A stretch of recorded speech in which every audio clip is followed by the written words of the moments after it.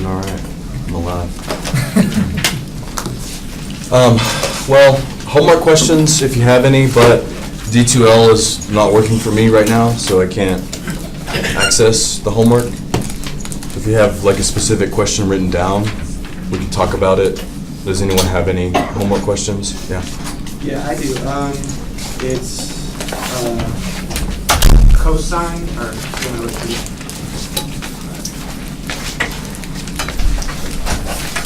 Do you know what section and what number this is from? 2.5, number 21. 2.5, number, sorry, 21? Yeah. Okay. And you said it was cosine? Cosine x plus 4 square root x over the square root of x.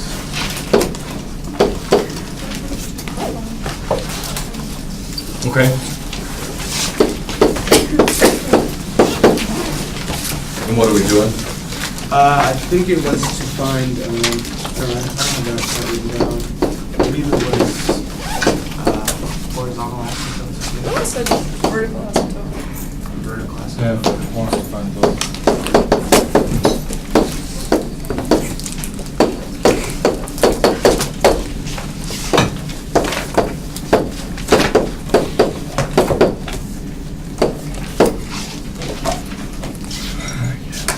Okay, so we're given a function and we're asked to find the vertical and horizontal asymptotes. Notice it doesn't tell us one thing in particular, where we have a vertical asymptote or if we have a vertical asymptote, right?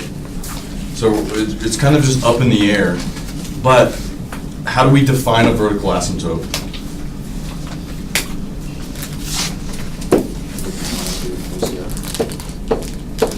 Okay.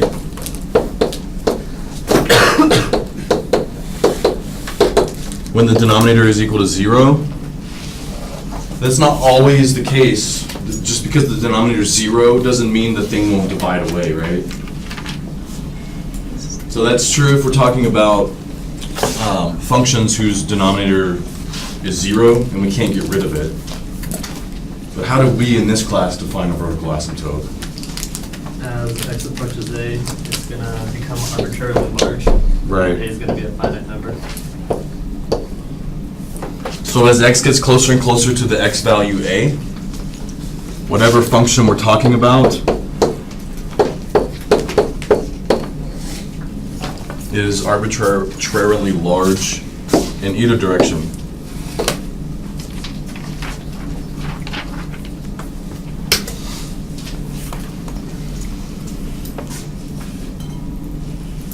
So looking at that function, what's our best guess as to where the vertical asymptote would be? X equals 0. X equals to 0 seems like the most reasonable thing. If we don't have an asymptote, vertical asymptote at x equal to 0, then this function doesn't have a vertical asymptote. So in order to determine that, then we have to compute this limit. So we have to say, all right, well, in order to determine that vertical asymptote, what's the limit as x approaches 0 on that function?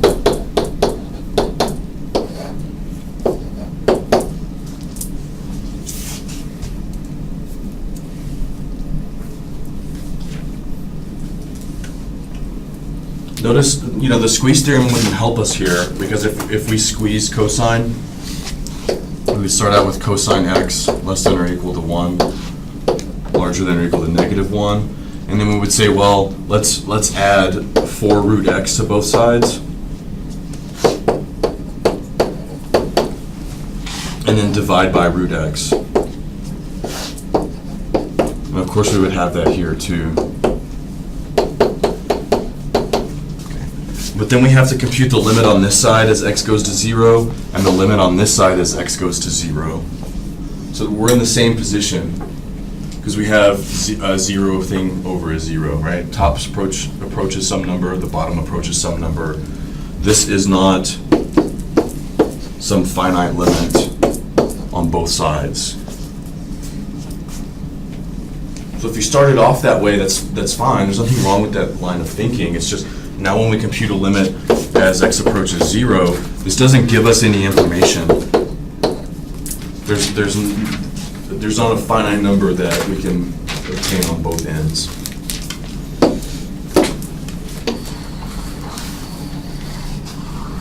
I think if we just compute the limit, we see what happens. What does the top approach? The numerator approaches what? 1. Cosine approaches 1. 4 root x approaches 0. Denominator approaches 0. It really, what are we able to compute this limit? We can't compute a two-sided limit here. Why can't we compute this two-sided limit here? Because you've got the square root of x, and x can't be a negative number. Right, because of the domain of cosine is continuous at all real numbers, but the domain of the square root function is 0 to infinity. In other words, the square root function is continuous only on this interval. It's only continuous at 0 from the right, from the square root.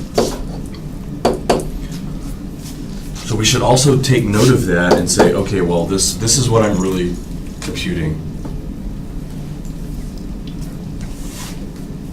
So as x approaches 0 from the right, the square root of x approaches 0, but it approaches 0 through positive values.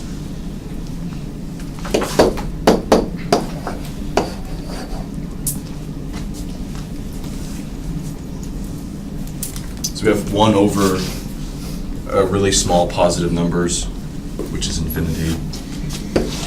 So our conclusion is f of x has a vertical asymptote at x equals to 0.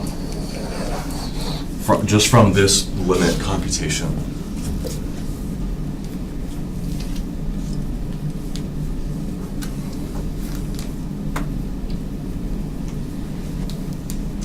Do you have any questions on that?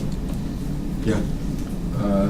I know when I did it, I did use the squeeze theorem, but one of the tutors kind of helped me out on this one. And we kind of wrote it out a little differently than that, but my question was slightly different, or my number was, because I had the 3 instead of the 4. Okay, yeah. Well, we wrote it out as cosine x over square root of x plus 3 root x over x. And then... Like just how it is? Like this? Yeah. Okay. And then we stretched out to where the cosine and the 3x are both being divided by the square root of x separately, so it was that's what I said, the cosine of x over, yeah, like that, and then it was, for each of them, it was square root of x, and then the x on the right-hand side, the square roots cancel out, so you're just left with Okay. Cosine of x plus 3, kind of like that. Okay. And then we applied the squeeze theorem to it after that. Okay, I so wasn't sure if that was right. yeah, well, you would start off. Yeah, so let's talk about that. We would start off. So we know the original function simplifies to this function, but we still have the cosine of x is in between 1 and -1. We have to add our 3 in here somehow. Let me make this clear. The 3 is not really affecting anything right at this moment. We're really addressing now cosine x over root x. So what is this limit? Can we compute that?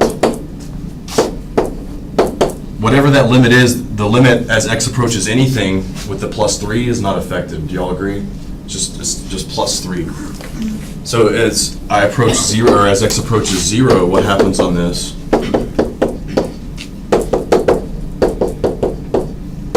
Oops.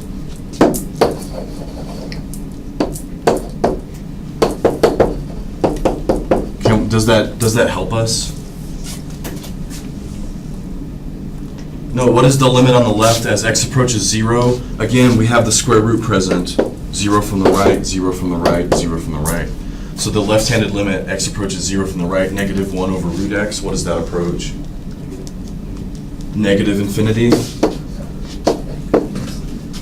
Less than or equal to, what is the right-handed limit? As x approaches 0, 1 over root x approaches positive infinity.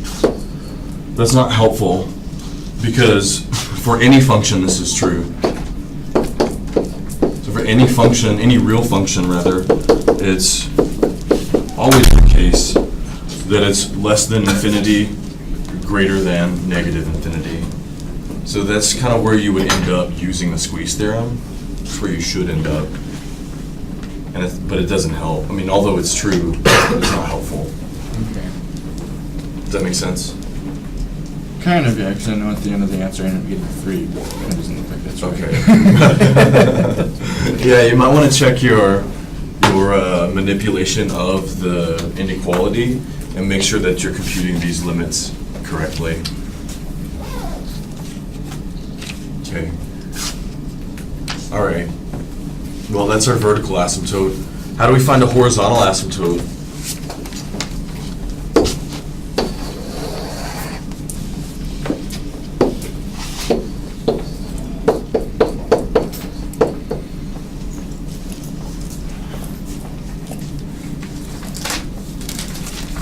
So don't only think about rational functions.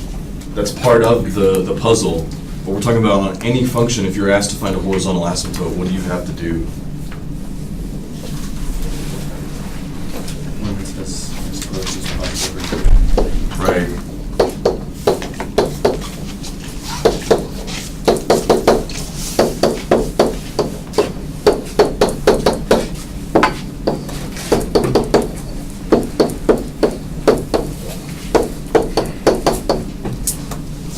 So if you're asked to find horizontal asymptotes, you need to look at those two limits.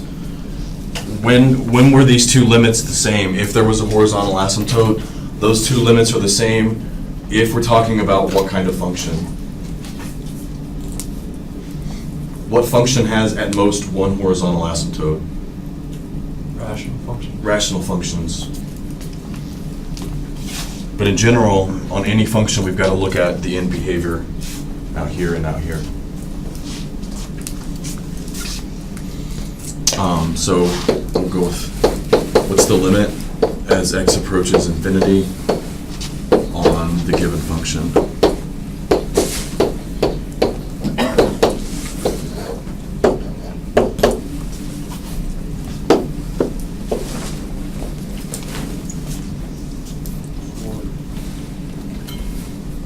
Okay. So this is where the squeeze theorem will come in handy.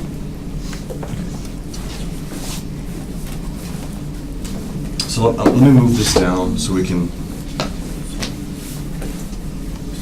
talk about this. We've already simplified the function, but we'll go ahead and do it here as well. Cosine of x plus 4 root x over root x is cosine x over root x plus 4. Okay.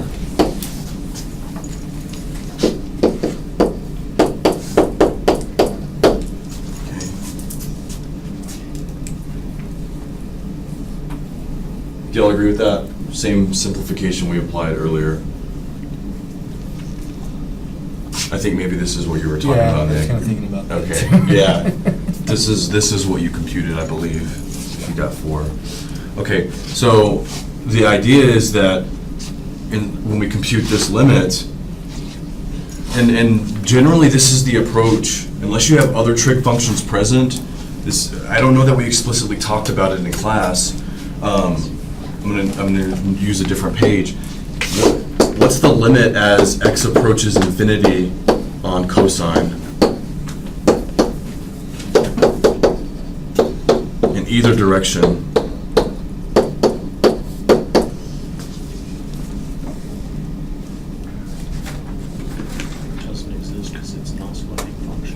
Right, it doesn't exist because what we're asking you to find is this limit out here. You know, here's cosine. And it just keeps doing that indefinitely, right? So as we approach infinity, there is not a finite number that function approaches. If someone says, well, hey, I'm way out here at 10 billion, the cosine of 10 billion will give you a specific value. And somebody else says, what at 10 trillion? At 10 trillion, you've got a different value of cosine. Right? And it's also the same thing for sine as well. So I'll also put sine up here as well. Not to be confused with tangent, but just interchangeably, the limit at infinity on sine or cosine does not exist. So the problem when we have sines, cosines in functions where we're computing the limit at infinity is maybe we would be inclined to say, well, a cosine or a sine's present, so the limit doesn't exist. But generally, that's not the case. Most of the time, those limits do exist. What we do know about sine and cosine is that no matter where x is, it's in between 1 and -1. That's about the best we can do. If you say, what's the cosine of 35 trillion, I would say, I don't know, it's between 1 and -1, right? So even though the values change, at most it's 1, at least it's -1. So it's not like it's contributing to the function getting larger and larger in any way whatsoever. So when you do compute limits at infinity, horizontal asymptotes with functions that involve sine and cosine, the squeeze theorem 90% of the time is going to be utilized. Unless there's other trig functions present and you can like factor things out, it's usually the squeeze theorem. So in order to compute this limit, let's work with the simplified version. It doesn't really matter which version you work with, it's still the same outcome.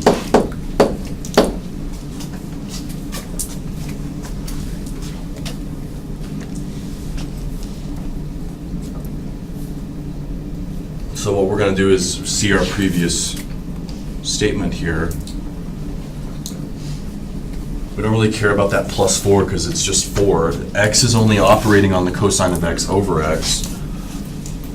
So I'm going to say, well, I know that cosine of x is in between 1 and -1, but I need a root x present.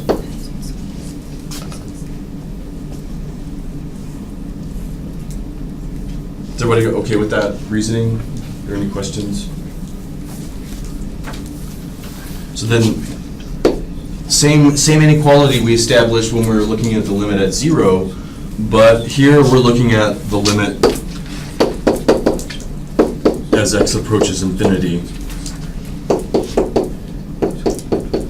which is actually helpful to us. When x approached 0, this inequality was not helpful to us at all.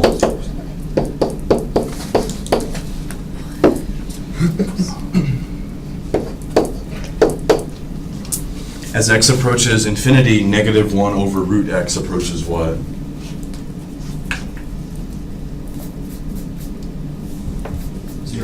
Zero, right. Numerator is a number, denominator is getting smaller and smaller, so this limit turns into 0. How about the limit as x approaches infinity on 1 over root x? 0. Also 0.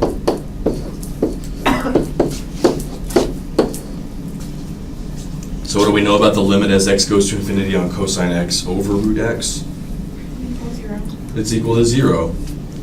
So what is this limit here equal to? 0 Oh, +4. plus 4, right. 0 plus 4 is equal to 4.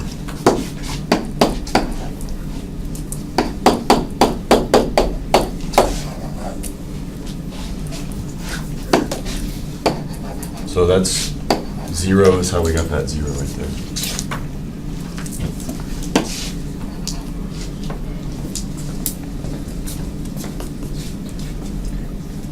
Not that we need it, but just for verification.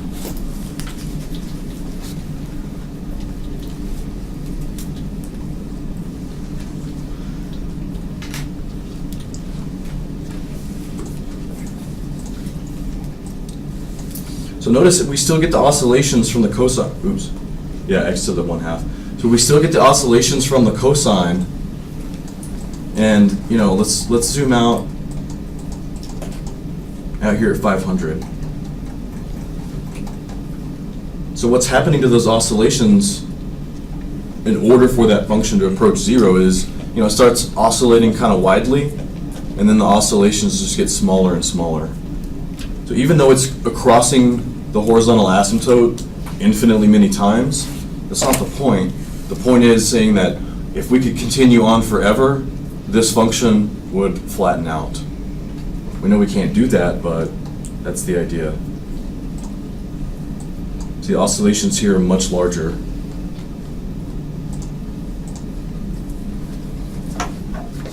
So from our work here, number one, our conclusion should be, well, x is approaching infinity, horizontal asymptote at y equal to 4. The only time we don't get a horizontal asymptote is if x is approaching infinity and the limit is infinity or negative infinity. There is no horizontal asymptote. Yeah. So could a good rule of thumb be for this kind of problem, as x approaches infinity, the squeeze theorem is probably your best bet? When you see sines and cosines, yeah, for sure. Okay, so let's draw our conclusion. F of x has a horizontal asymptote at y equal to 4. We're not done though. We've only tested one end. Does it make sense with this particular function?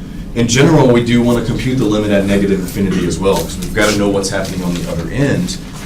With this particular function, does it make sense to compute a limit at negative infinity? No, why not? Because the domain is from 0 to infinity, you can't compute negative. Right. So the function consists of the square root. The square root's not defined for negative numbers. It doesn't make sense to compute the limit on this end,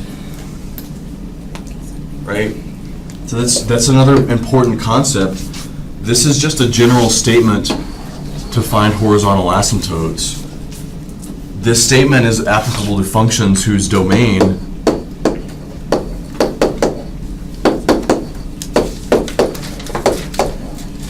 is negative infinity to infinity. Of course, we've seen functions like the square root of x, like the logarithm, who have restricted domains. So in this context, the square root's present. The other end, if you will,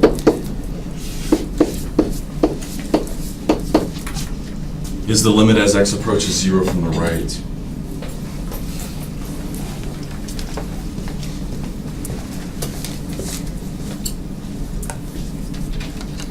Does that make sense? Is that clear?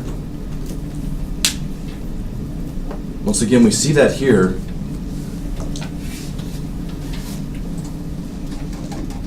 There's nothing happening over here for negative values. What happens as x approaches 0 from the right? Well, we computed that in part A. That was the same computation we were dealing with when we were computing our vertical asymptote. So determining the vertical asymptote and what happens on the other end of this function just so happen to be the same computation. Of course, that's not always the case. It really just depends on the function.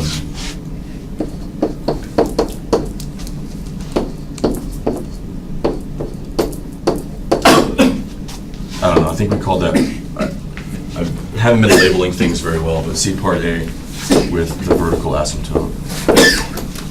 So that's a vertical asymptote on this end. On the other end, it's a horizontal asymptote. Is everyone okay with that and able to understand, interpret?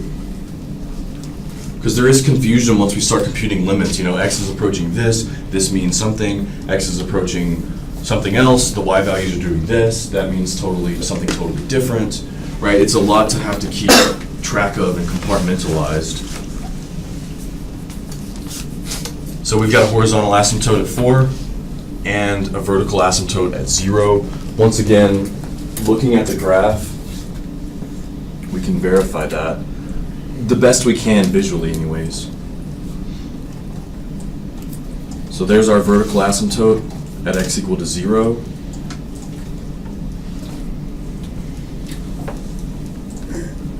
And our horizontal. But like we said, the oscillations above and below the horizontal asymptote. We're just saying that as we zoom way out, so notice how that starts to look like a straight line as well. Turn that off. So, you know, maybe visually think about limits at infinity. Is if you could like zoom way, way, way out, what would the function look like on the very ends? So this function's flat at a y value of 4. Okay. Are there any questions on this example?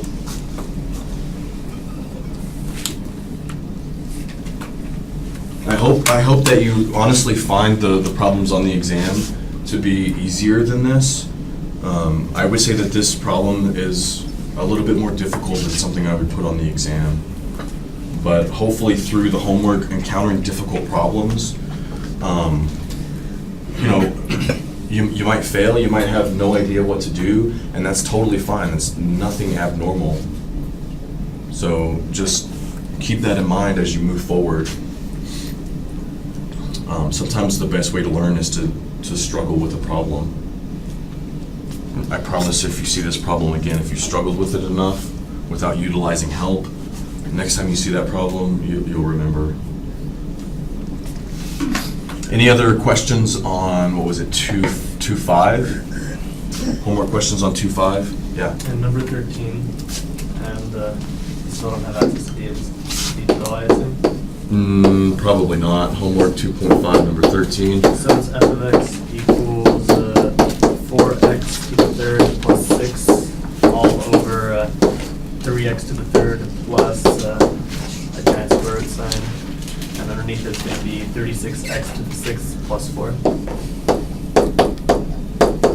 Sorry, I didn't catch the other part. And square root all of it. Okay, that's, so this is under the yeah, radical? Yep, it's going to be square rooted.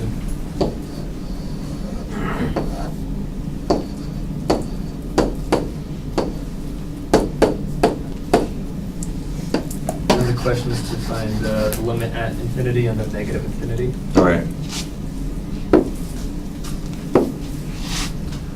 So find or state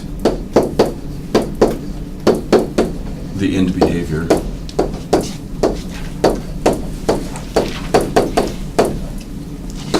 Remember again, end behavior, just a fancy way to say what's the limit at infinity and the limit at negative infinity, or on the ends of the function. So this is one of those weird ones, right? Because the square root of x to the 6th isn't x cubed, it's the absolute value of x cubed. Do y'all remember that? So since we're computing limits at infinity, and this is also an important concept, only when we're computing limits at infinity can we ignore the lesser terms involved in that function. If we're computing the limit at 35 on this function, or the limit at 2,000 or negative 35,000, you can't just drop all of the terms that are less significant. Is everyone clear on that? It's only limits at infinity where the less significant power, or the less higher powers, or less significant terms we can ignore and scoot away. Yeah? Okay. So before I compute these two limits, since I know I'm computing the limit at infinity and negative infinity, I'm going to remove the lesser terms. So as x approaches infinity, I say f of x becomes 4x cubed in the top, because the 6 is insignificant. How about the denominator? 36x, cubed of 36x to the 6th. 36x to the 6th matters, but we know 36, what's the square root of 36x to the 6th? 66x. Well, close. We know it's involving an x cubed, right? So can we eliminate the 3x cubed? No, because the 3x cubed and 36x to the 6, when we take the square root of that term, they're the same term. They involve an x to the 3rd power. But the plus 4 under the radical doesn't really matter.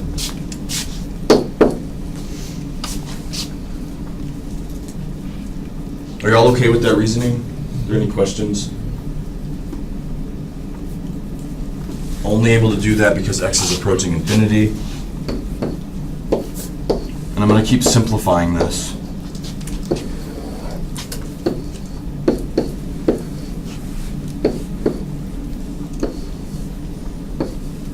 Oops. So square root of 36 we'll just call 6. Square root of x to the 6th, though, is the absolute value of x cubed.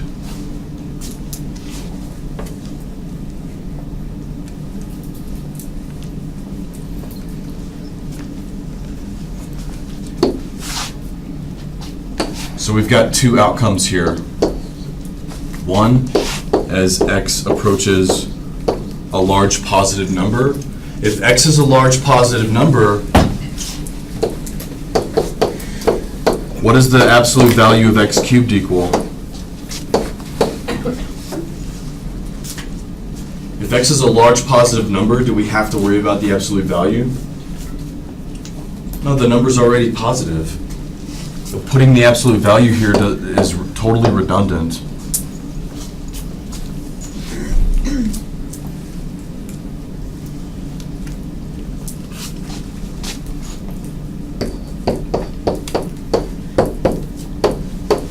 So in the sense that x is approaching infinity, 4x cubed over 3x cubed plus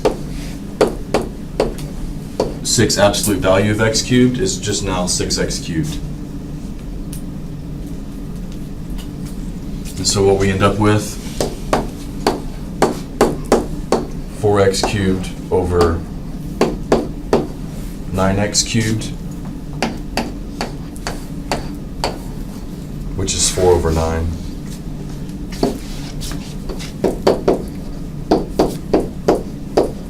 So the limit as x approaches infinity on that function is equivalent to the limit as x approaches infinity on 4 over 9, which is 4/9.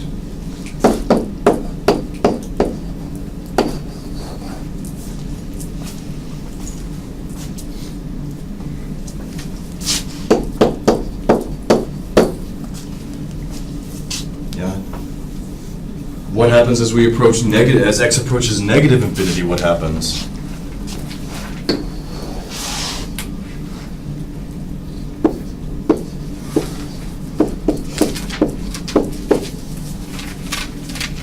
As x approaches negative infinity,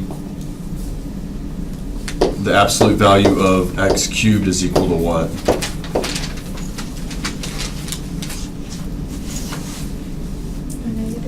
Yeah, negative x cubed, right.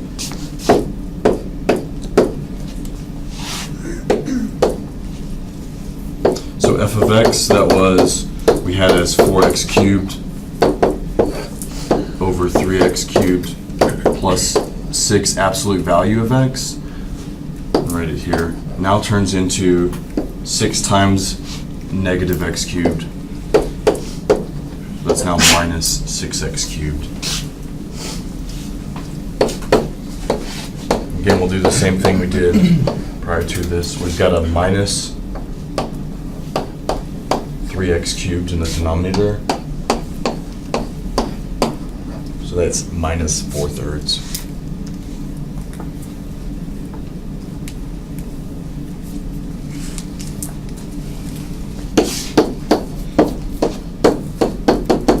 So the limit at negative infinity on f of x, negative 4/3.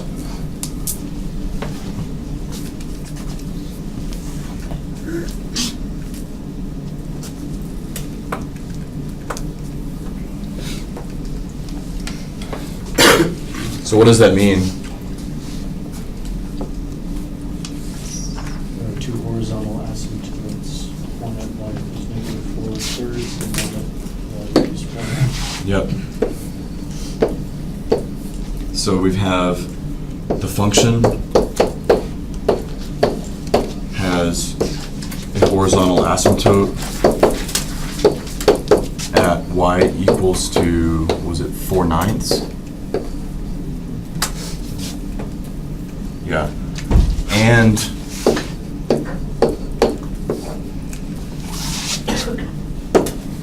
at y equals to negative 4/3.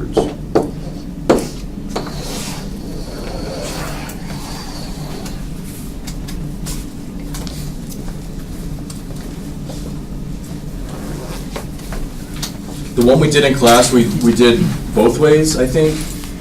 Whichever way makes more sense. The one in class, we divided through by the highest power of x that appeared in the denominator.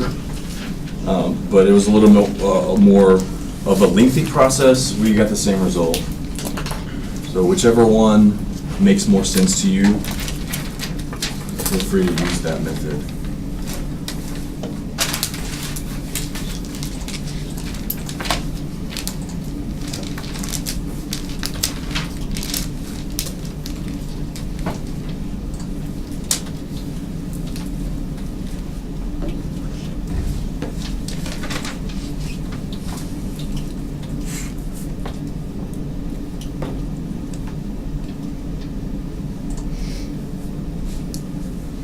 So you see, there's two different horizontal asymptotes on that function.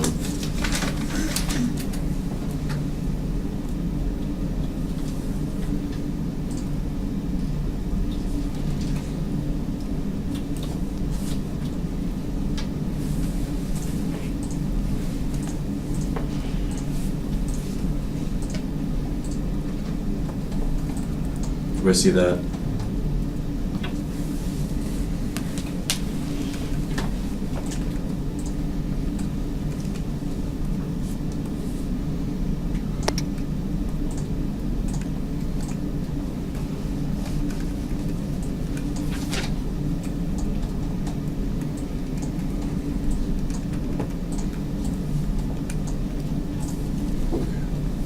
Any questions on that problem? Yeah. Is it because of the exponents in the problem that you don't include the +6 in the numerator and the +4 in the denominator originally? So is it because of the exponents that we don't include the +6 and the +4? No, what is it? What's the reason we're ignoring the +6 and the +4? Because as x approaches infinity, they become insignificant. Right. It's the fact that we're computing the limit at infinity where that's present. The other simpler instances where we had like 2x to the 6 minus 3x to the 4th plus x minus 12 over x to the 6 minus x to the 5th plus 4x cubed minus 37, for example. If you're asked to compute any limit on this, like as x approaches any finite number, 0, you have to look at all of those terms. However, if we compute the limit at infinity, then all terms that are less than x to the 6th in degree, we can ignore. Because as x gets really, really large, these terms here virtually contribute nothing. Because 2x to the 6th is way, way, way larger than 3x to the 4th for super large x values. So when we can approach infinity or negative infinity, that's when we can ignore the lesser terms and then just work with what we have there. Got it, thank you. And then that's what we did here, but we just had to be a little bit cautious because when we simplify the 36x to the 6, taking the root of that, that's going to turn into an x cubed term, so we have to leave that x cubed term. It's not that this term is less significant than this one. They're the same, basically the same term. Any other questions?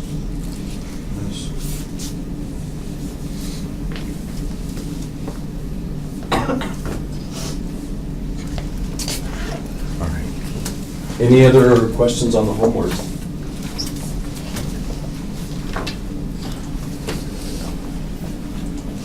Oh, wait.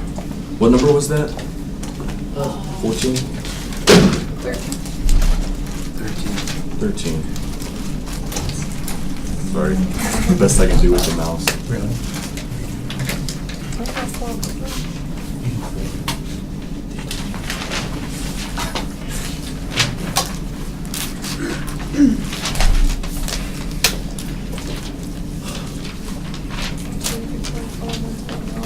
So we left off in 2.6. 2.6 was talking about continuity. This is the example we were working. The limit as x approaches pi over 2 on the given function.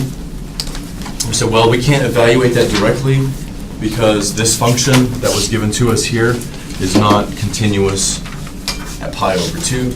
So then we had to manipulate it.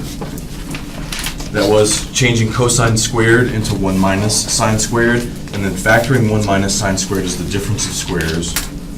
And then noticing that these two factors here that we had in green are similar, not the same factor, but they are opposite of one another. Positive sign, -1, +1, negative sign. They divide away to give us -1.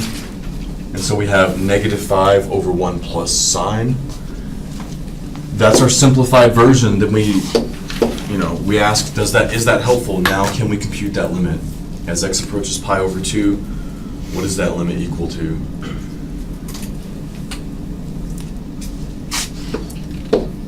The top is -5. What's the bottom? As x approaches pi over 2, sine approaches. Explain why you get -1. Yeah, because they're opposite. Like here, what we would do is we would, we see that they're different, so maybe this factor here, Oh, just because they're like, it's 1 minus, not sine minus 1? Yeah. Gotcha. so we're gonna look at that bottom factor like this. Okay, I see.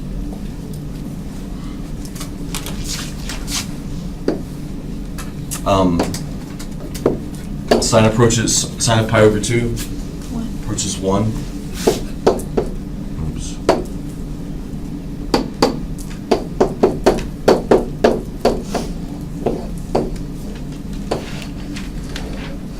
So the limit is -5/2. What happens here, we're approaching, an x value is approaching pi over 2, function's not defined there, and we get a y value of -5/2. What does that mean?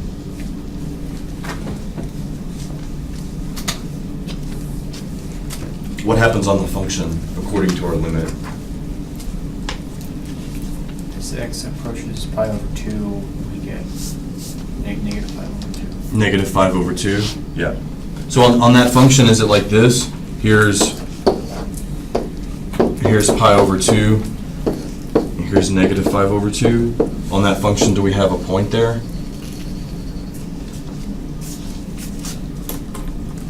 No, there's a hole. No, there's a hole. How do we know that's a hole? Because you can't take it on 0. Yeah, because when we plug pi over 2 into this function, it's undefined. So I'm approaching a finite number. Y is a finite number. Function is undefined at pi over 2. In all of those instances, whatever limit we were computing, there's a hole at that location.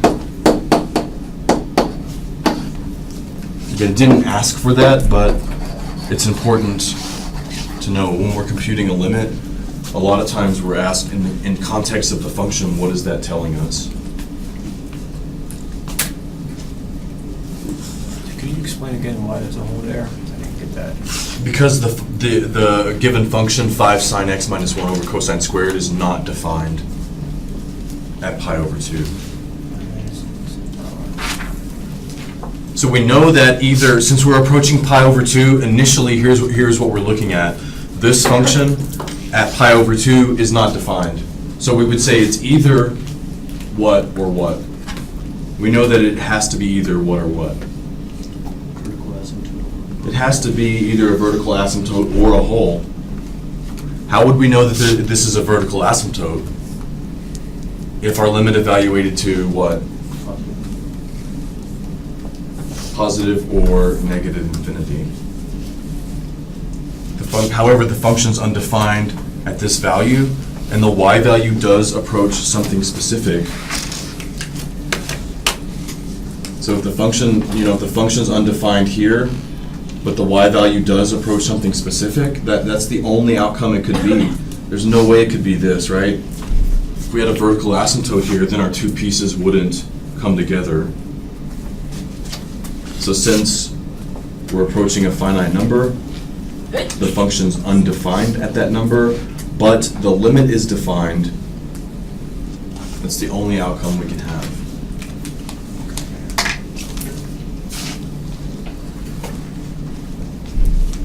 So there are some conceptual questions on the exam, and this is a perfect example of a conceptual question. Like I could ask on the exam, for instance, like a true or false question. If f of a does not exist and the limit as x approaches a on f of x is equal to L,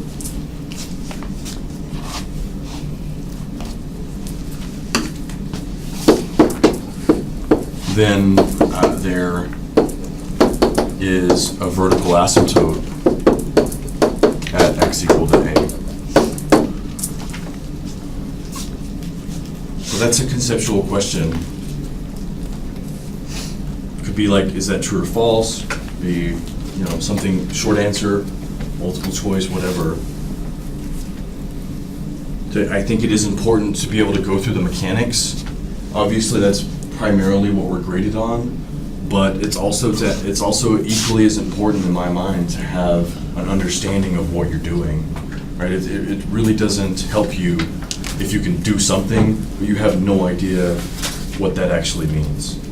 So those are meant to test that. So this question, does it coincide with that answer? Yeah, so So- this question is illustrating this idea exactly. So would the answer to that be like, because it's continuous, so there would be a hole instead?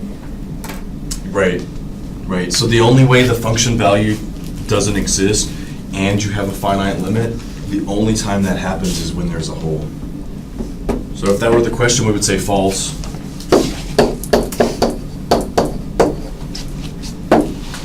There's a hole.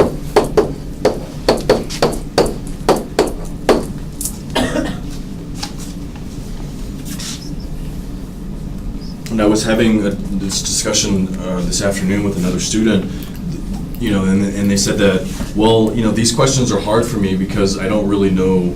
A lot of times you don't really know what is it asking, right? That's the first step, is to be able to read the sentence and like decipher what it's actually asking. But then how do you take something that's like so vague, abstract, and actually put a face on it? And my recommendation is to just start drawing out situations that you've seen. So like draw this situation out, because we already know the two instances where a function doesn't exist. Either there's a hole or there's an asymptote. Then we can look at that limit statement. Well, now they're telling me as I approach a, the function values actually approach a finite limit. But I know if I approach a and I have a vertical asymptote, my function values are going to get large in either direction, right?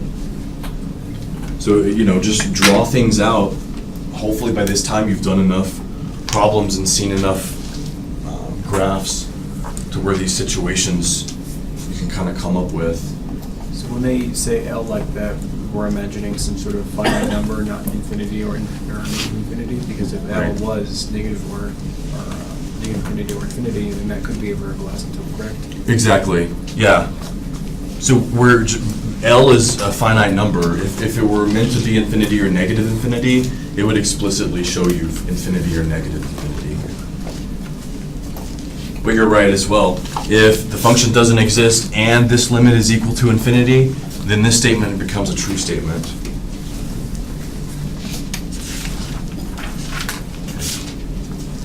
Well, that was sort of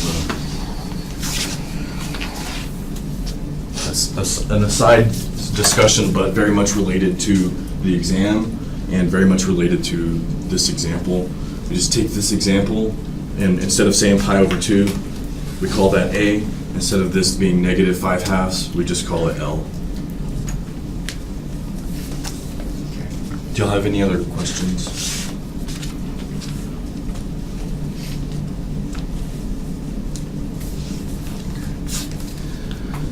Last thing in 2.6, did this come out in your printout? Okay, so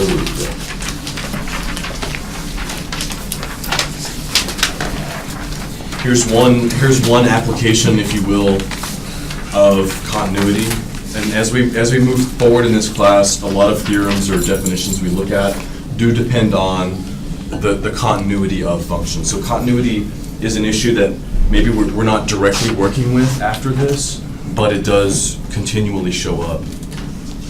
And the theorem is the intermediate value theorem, where we have a continuous function on some interval, AB. So that AB, including the endpoints on the x-axis, and L is some number strictly between f of A and f of B. So L is some y value in between these two y values.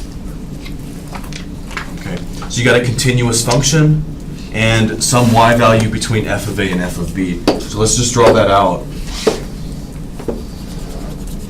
Let's say that's our A and this is our B.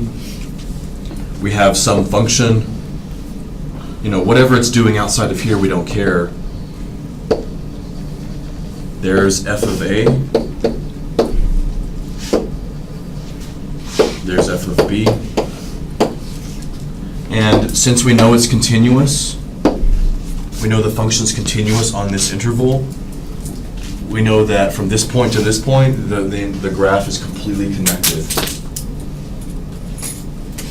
Okay. And we also know that L is some number in between f of A and f of B. It doesn't matter where it's at, we just know that it's in between. So let's say it's right here. Okay, so there's L.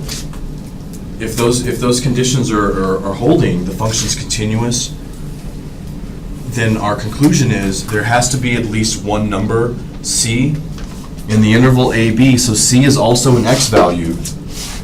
So there has to be a C somewhere in between A or B, such that when I evaluate the function at C, it's going to give me that number L.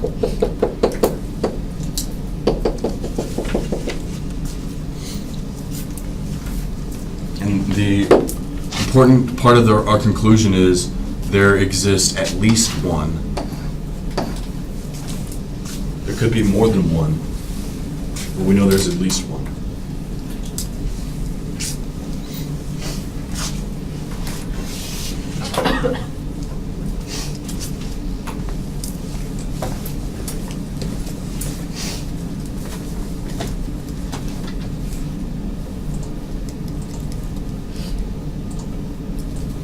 So here's two more examples of that.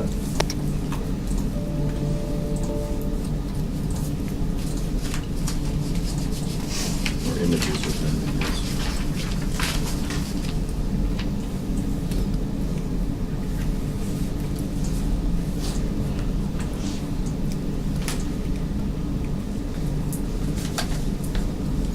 So the function on the left, that's pretty much the same scenario we drew here.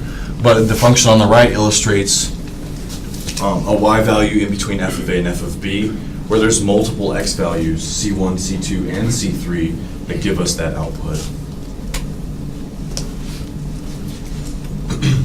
So there are practical applications to this. The mathematical applications you see in your graphing calculator, whenever you tell your calculator to plot, you know, whatever function, it just plots a couple of points. So your graphing calculator says, oh, how do I graph this particular function?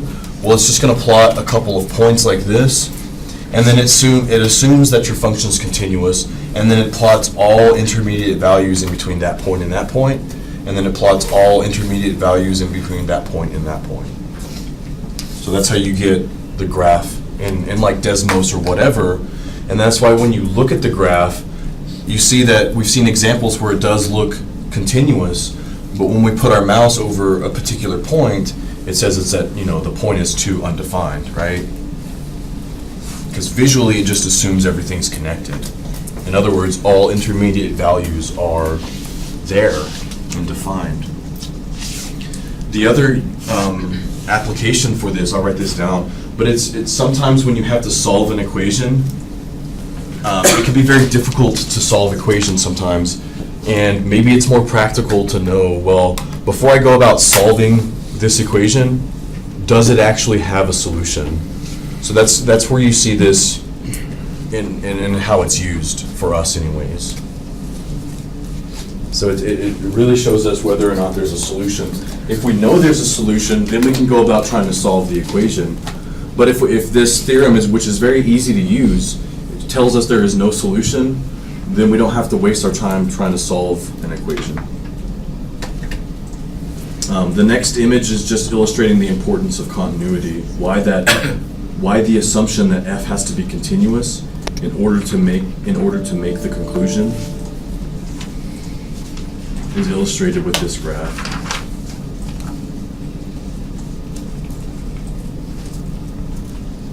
So if f isn't continuous, we could have a scenario where we still have L between f of a and f of b. However, there is no value of x in between a and b that would give us the output of L. So no value of x would ever output L. So we can't do that. Do that here. We're still not outputting L, no matter where we plug in. So that's why the condition of continuity has to be present. And in order to justify continuity, we have all of those theorems that we looked at earlier, where we said this operation doesn't affect continuity.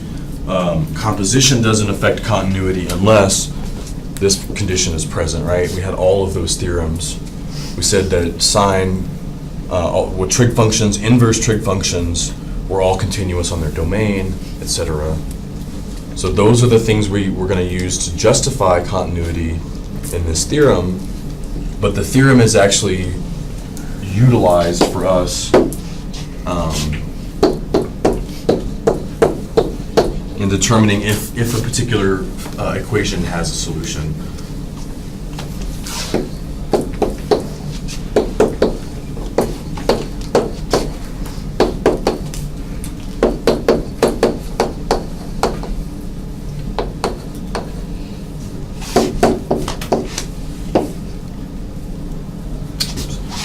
So Theorem 2.6 is used to determine if a given equation has a solution.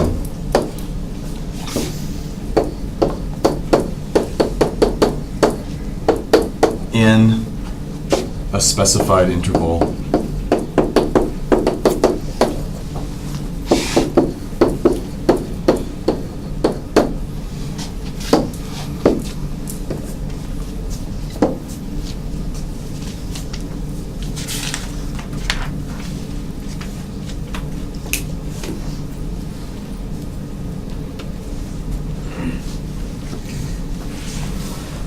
Initially, are there any questions on this?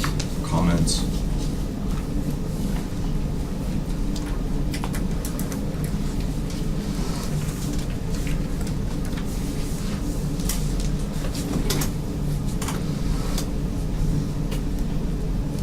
You'll need a second to copy that down.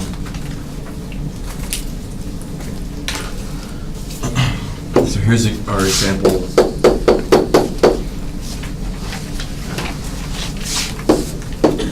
Use, I'm going to abbreviate, intermediate value theorem to show there is a solution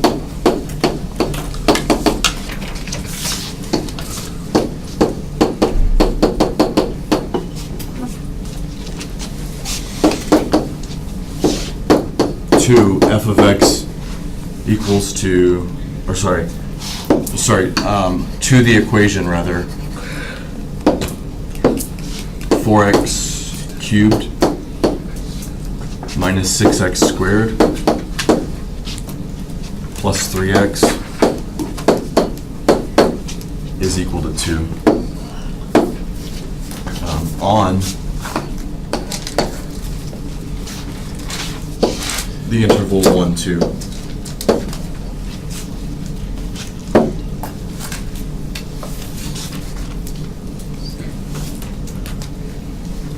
On the on the printed notes, it's 4x to the third minus 6x squared plus 3x minus 2 equals 0. Right, okay, yeah, sorry, I didn't actually have that. Oh. For whatever reason, it didn't show up for me, but you should have a very similar thing. And I do want to bring that up because sometimes you'll see, you know, does this function equal to 0? Or sometimes you see, does this function equal some other number?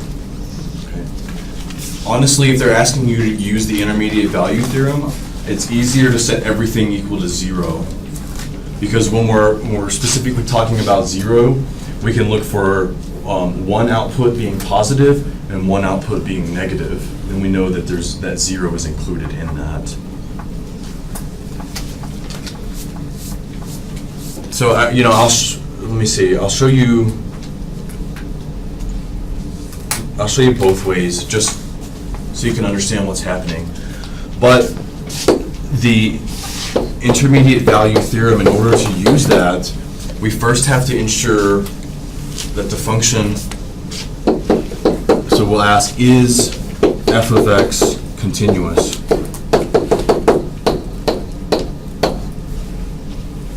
Where this polynomial here we'll call f of x. So is that particular cubic function continuous? Yeah, what's our justification for that cubic function being continuous? Because it's a polynomial, it's good enough, because we had a theorem that said polynomials are continuous everywhere.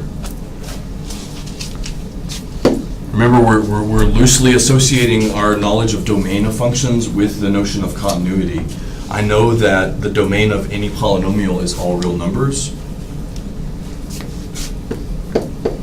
So I know it's continuous on all real numbers. Yes, f of x is a polynomial.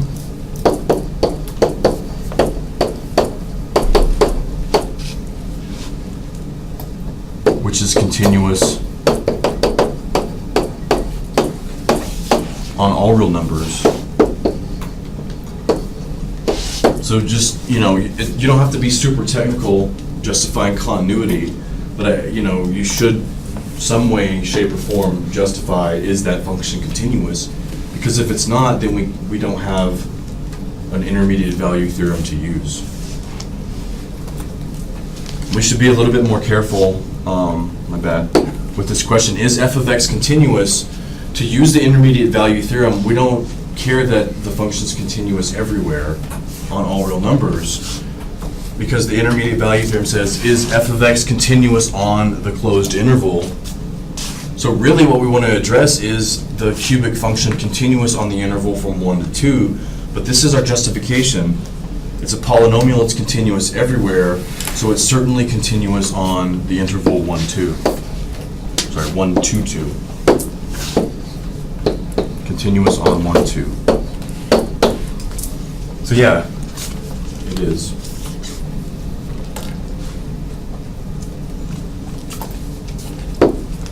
This 2 here is like our L in that theorem. So once we know the function's continuous, then we can just look at what are the function values on the end of the interval. In other words, we want to compute f of 1 and f of 2, because that's the interval given to us. This is our, in that theorem, that's our A and B.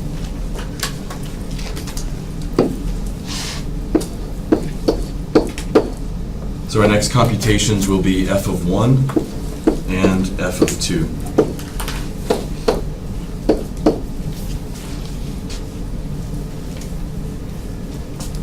So what is our function 4x cubed minus 6x squared plus 3 evaluated at 1?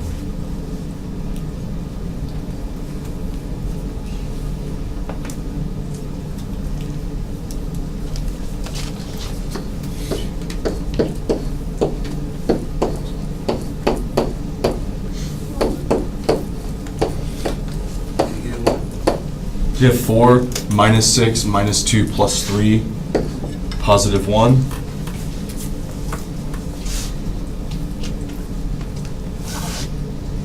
And then we evaluate the same function at 2.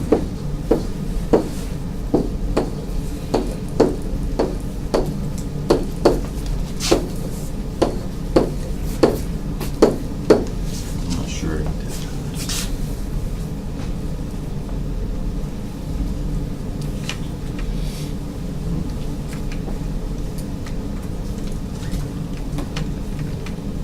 F1 be negative 1. You forgot to subtract the 2. Where's the 2? Go back up to your original function. Equals 2. It's Yeah, a so you different move over your 2 to the other side. Okay, Make it you've straight. got a different thing in your notes. Because your notes that you have, we started off with 4x cubed minus 6x squared plus 3x minus 2. Is that equal to 0? So you don't want to make your But can't you function just equal to 0? subtract 2 from both sides to make it into that equation? Yeah, you could subtract 2 on both sides and set it equal to 0. 0 would then be your L, and then your function would be 4x cubed blah blah blah minus 2. That would be your function. Oh, so 2 is your L. Yeah, 2 is this L here. And I'll show you, I'm going to rearrange this so that it doesn't match with what you have. But this is our function here. It really doesn't matter what you call your function.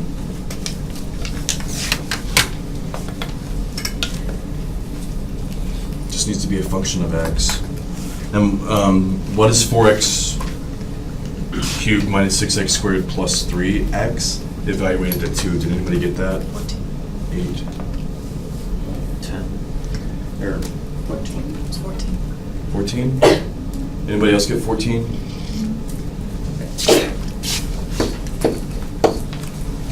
Okay. So this is what we're looking at. Just put the pieces together because what I know, I don't know what that cubic function looks like, but I know it's defined at 1 as 1. Right, we know that. And we also know that cubic function is defined at 2. We'll just say that's way over here at a y value of 14. Right?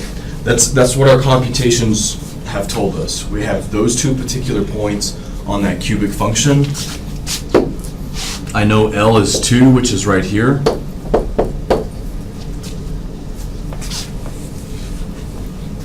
The other key to this is that I know this function's continuous between those 2 points.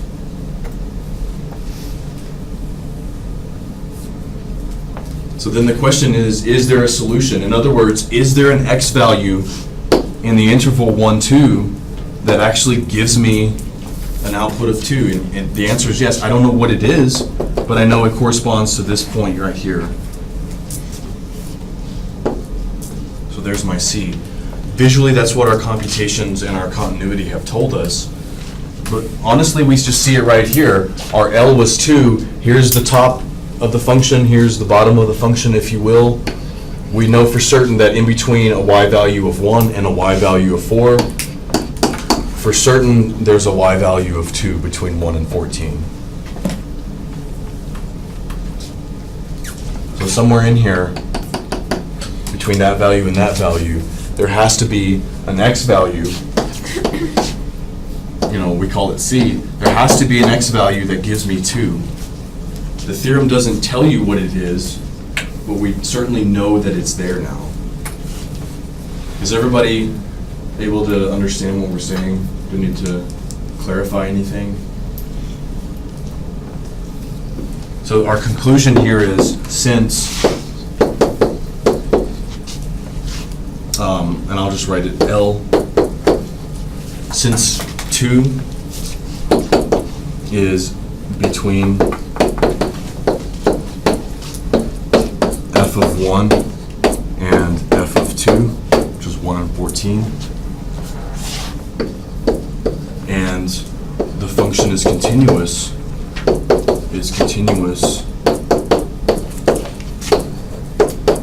on that interval, then we know there is at least one value of x we're going to call c, such that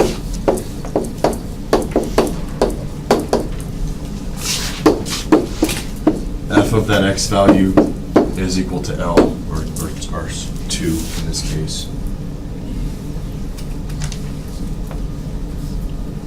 In other words, we know there's a solution. There is an x value we can plug in to get that function to evaluate to 2, which means there is a solution to that equation.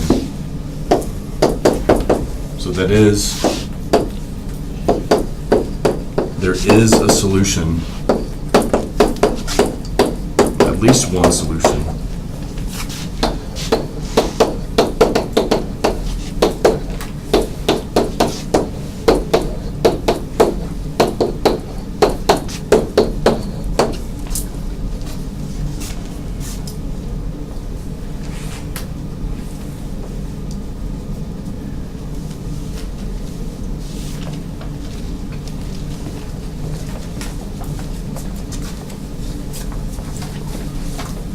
So once we know there's a solution, then we can go about solving it, but that does not tell us anything about the solution itself, other than the fact that it's guaranteed to exist.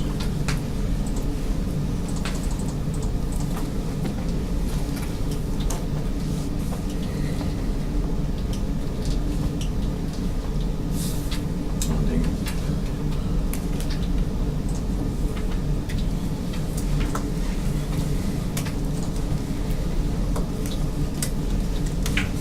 Okay, so there's 2, and here's our cubic function. So those two functions are equal when x is 1.221. 1.221 is certainly in the interval from 1 to 2. It's closer to 1 than it is to 2, but we know that other methods we used, we could find that actual solution.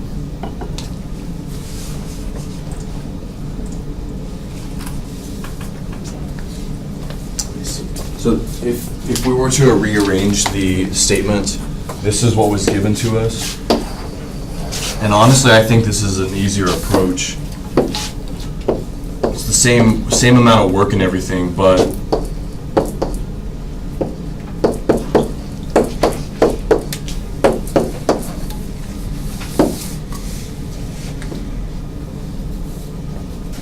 I don't know that it's easier, it's relative, but so then we could call this our function, and we could call 0 our L. Is it continuous? Yes. Then our computation is, well, what's that function evaluated at 1? -1.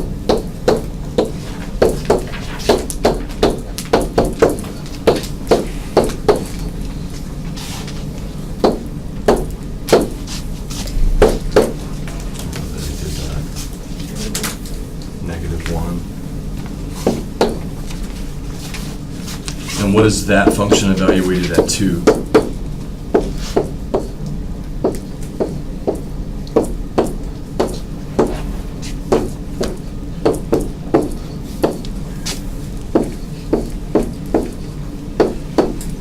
We computed most of that previous. We said all of that was 14. Now we're just subtracting 2, so you should get that to come out to be 12.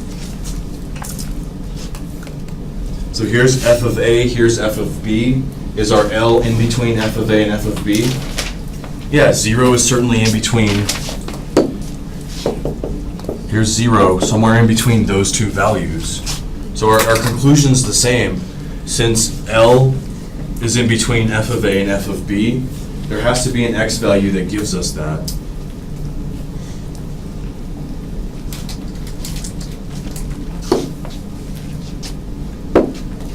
So in short, 0 is between f of 1 and f of 2. In that statement, that's L is between f of A and f of B. But it's only because we know that it's continuous that there has to be some x value that gives us a y value of 0.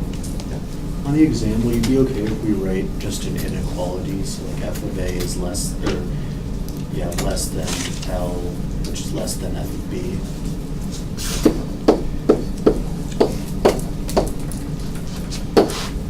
Like that? Yeah, or I mean, like, depending on what F of A and F of B are, might be flipped. Sure. Like, are you okay with that? Yeah. Yeah. Yeah, so, I mean, the inequality also states what we have here in words. L is in between F of A and F of B. Just make sure you have the Y values on the right side.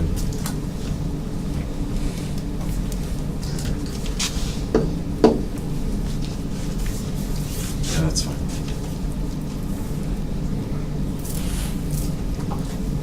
I mean, you know, the conclusion here is not as technical as what it should be.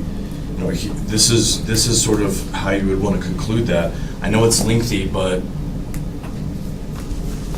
the main idea is to see what we're actually doing here. That showing that one function value is negative, one function value is positive, and in between it's continuous. There has to be an output of 0 somewhere.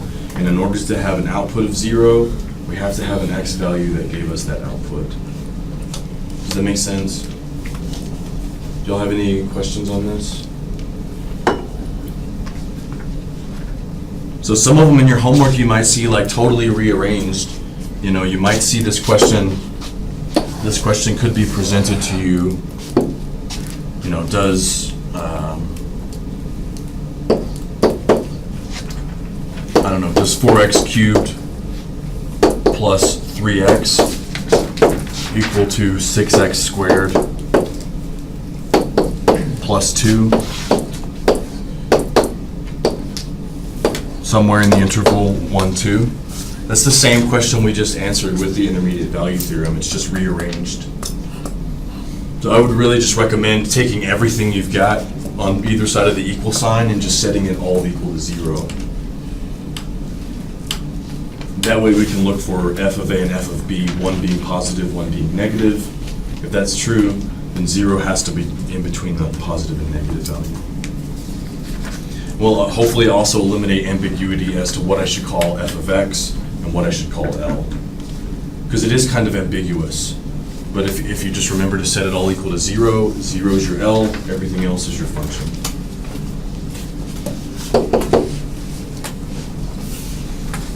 Okay, questions on this theorem?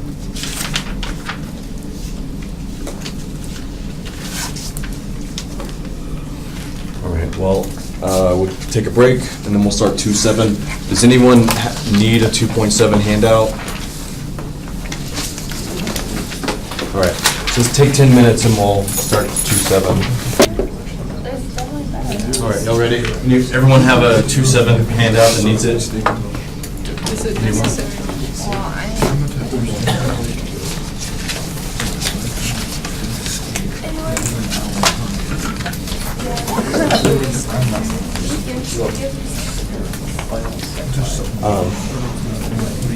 So I'm just going to add a page before we actually get into 2.7, just to remind you, in case you've forgotten. When we look at the statement, absolute value of x is let's say less than 4. How do we interpret that?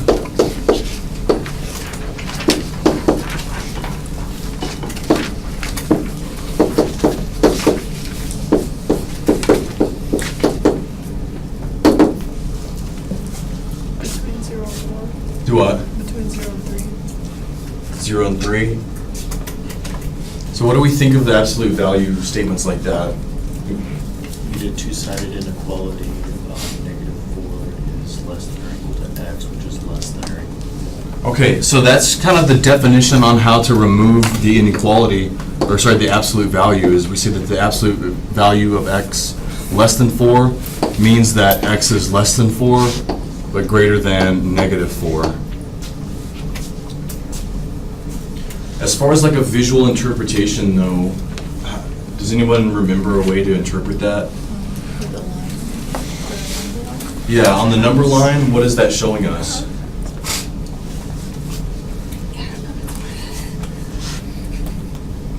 That just says we want all numbers whose absolute value is less than 4. In other words, x is between 4 and negative 4.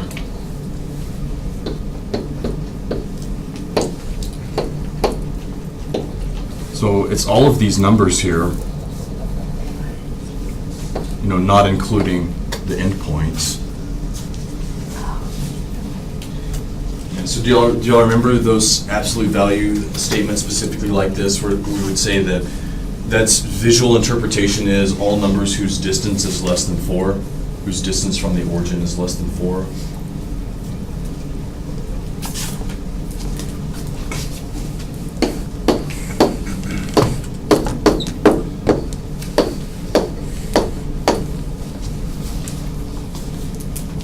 So that's the same statement. It gives us a little bit more context. So the distance from the origin, from 0, is no more than 4 units. So distance either way.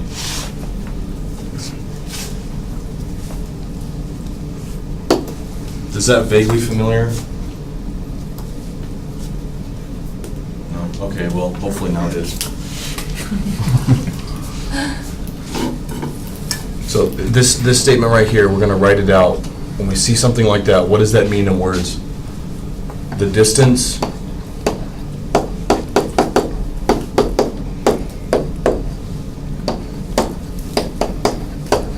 on the x-axis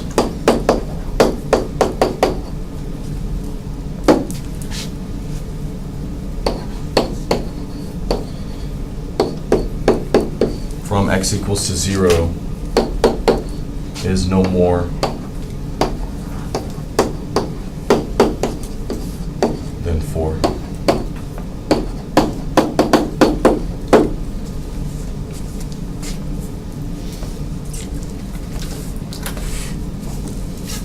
Or another way to say that, I guess, is on the x-axis, you're no more than 4 units away from 0.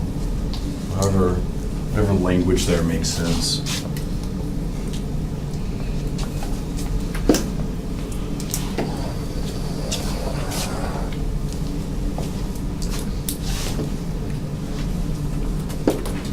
So here's another example.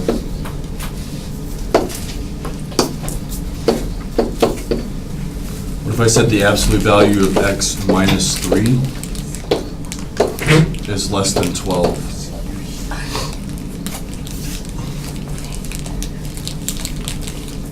We know we'll work with that algebraically in a minute, but we should be able to look at this statement in light of the other statement and say what does that mean in words? The distance on the x-axis, et cetera, et cetera. What's our interpretation of that? The distance on the x-axis from x equals 3 is no more than 12 units? Right. So the distance on the x-axis from an x value of 3 is no more than 12 units. So we are, another way to say that, at most 12 units from 3 on the x-axis.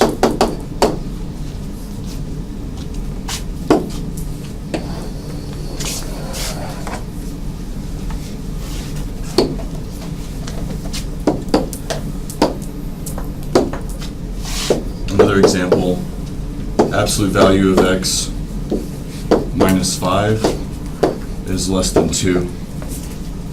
What does that mean?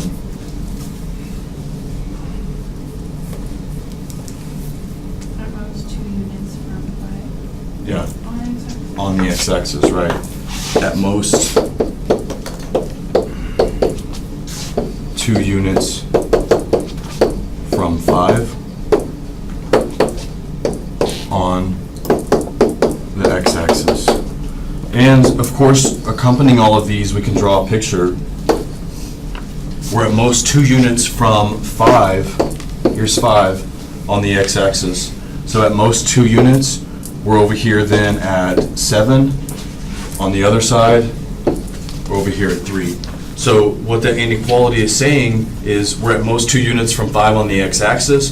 Visually, what that means, though, is that's any number from 3 to 7, not including 3, not including 7.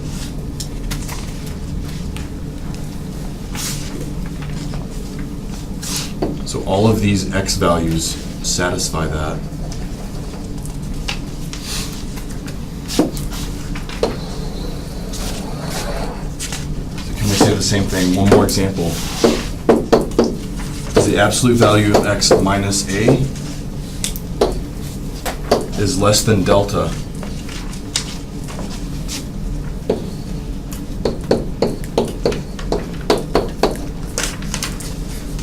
So what does that mean in words?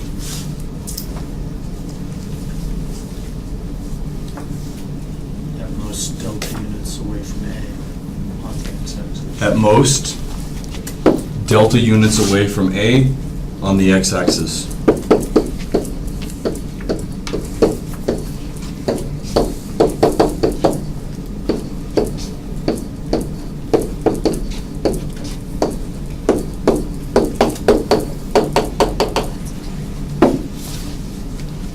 Again, let's draw a picture of that. Here's an x value of A. We're at most delta units away, so if I go over to the right, what is that endpoint that I'm not including? Delta? A plus delta. A plus delta, right? So like, if I was 2 units from 5, what's that endpoint? 5 plus 2, the left endpoint, 5 minus 2. So this right endpoint is, I don't know, whatever, delta plus A or A plus delta, whatever we want to call that. And my left endpoint, A minus delta. So any x value in that window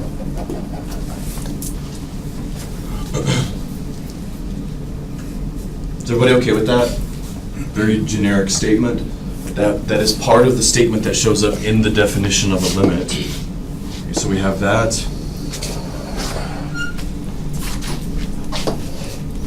Let me switch this up a little bit.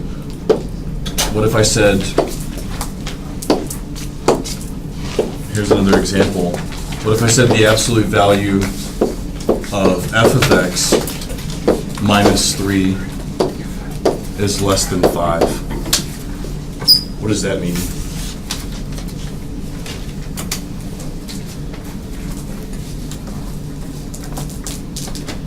We're at most how many units away from what?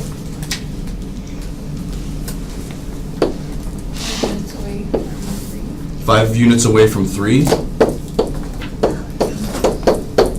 f of x. Yeah, on f of x, 5 units away from 3 on the f of x or the y-axis.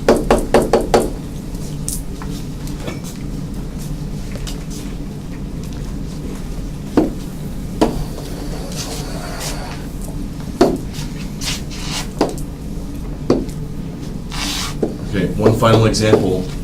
What if I wrote the absolute value of f of x minus L is less than epsilon?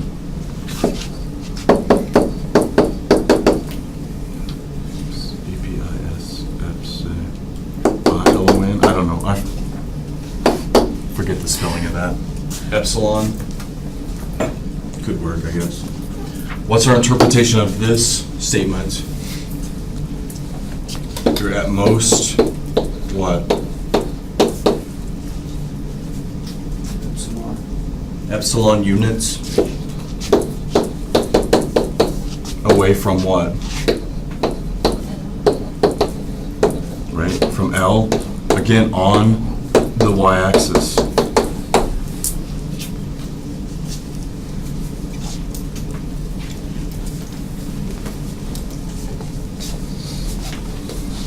So hopefully looking at absolute value like that was a refresher, and now you've got a sense, when you look at the definition of the limit, what the, just so you can make a little bit more sense of it.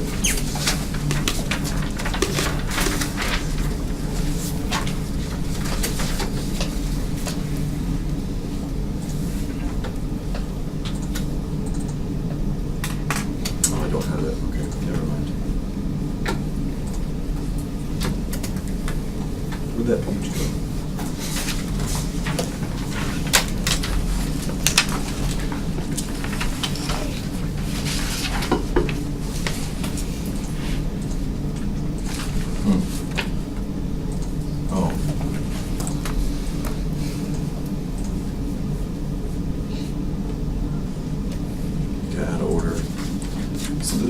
prior to this, you might remember, you might not, but when we said, here's the definition of a limit, we said it was a preliminary definition. And it said something to the effect for x sufficiently close to but not equal to a, and things like sufficiently close, arbitrarily close to, right? Those terms showed up. The definition here, we're actually making that precise. What does it mean to be sufficiently close or arbitrarily close to something in the sense of a limit? So the function exists at all x values in some interval containing a except possibly at a. And again, that's right in line with the definition of our limit. When we looked at it, we said the limit didn't care what was happening at x equal to a. It just cares, the limit cares about what's happening around that value. Okay. So we say that the limit of f of x as x approaches a is L, written here. If for any number epsilon larger than 0, and so start thinking about epsilon as, you know, maybe a large number that's getting smaller and smaller and smaller. So epsilon is some positive number, typically very small. So for any positive small number, there is a corresponding positive small number delta, such that the absolute value of f of x minus L is less than epsilon when the absolute value of x minus a is less than delta. So, you know, I don't know, if I were you, when I first saw that, I thought, well, how does that even define a limit? That doesn't make any sense, right?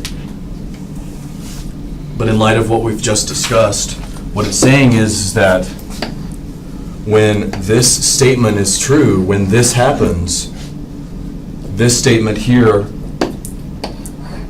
is happening. So our interpretation of that inequality is we're no more than delta units away from A on the x-axis. If we're no more than delta units away on the x-axis, then we're no more than epsilon units away from L on the y-axis. And the only restriction we had on epsilon and delta was that they just have to be a positive number. So epsilon and delta could be 1, 1/2, 1/10, 1/1000th, etc. So what it's saying is, whenever I'm this close to A on the x-axis, y is this close to L on the x-axis.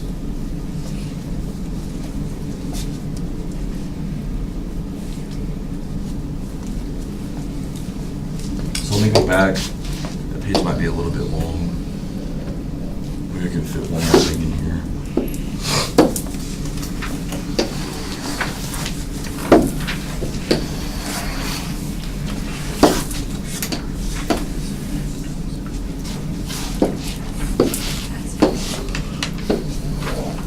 So here, whatever, there's some function. Let's say this is A. A hasn't changed, it's still the thing x is approaching. L hasn't changed, it's still the thing y is approaching.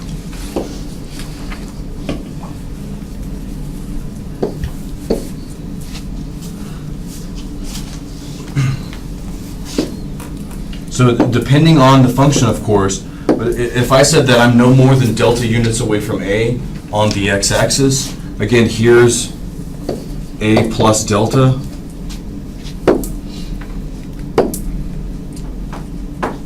And here's A minus delta.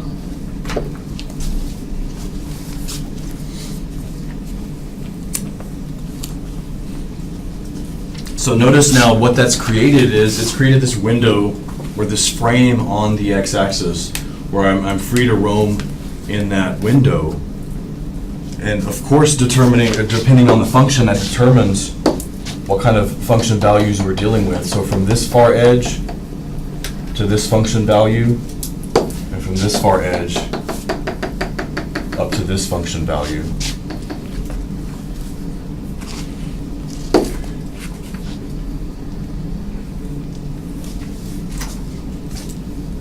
So if I'm within that range of the x values on the x-axis from A, then what that has to do, no matter what function you're on, is it has to force another window along the y-axis.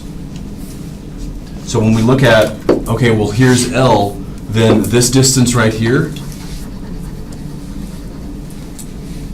that distance determined by this kind of upper bound in purple from A minus delta, that's now L plus epsilon, and this lower bound here is L minus epsilon. So that what the definition is saying is, whenever I'm within this window of X, I have to be within a certain window of Y, and that's specified by epsilon and delta. But hopefully it's nothing new as far as function goes. If you have X values, depending on the function, it's going to give you certain Y values. All we're doing now is just putting a window around those values.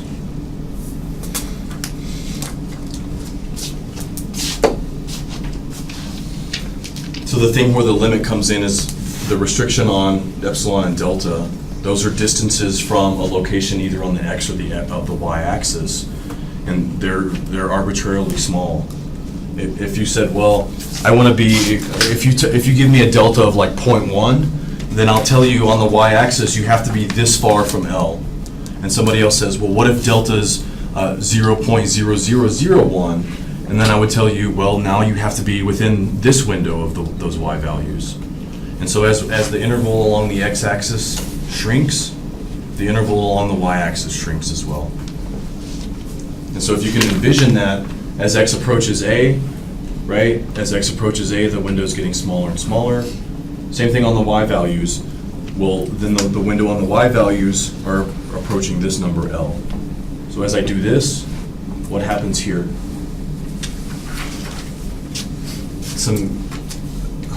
We'll look at the graphs in a moment. What we're focusing on from 2.7 in the exam is this kind of graphical situation where you're given a graph, you're given some delta, or you're given an epsilon, and then you have to find a corresponding delta. So any question from 2.7 that shows up on the exam will be accompanied by a graph and a similar statement as in example 3.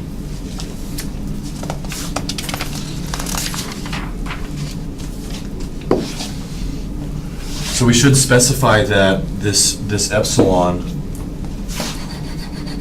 is given, and what we're after, or what we're trying to find, is the delta. So even though it depends on the X values, we're kind of reverse engineering it.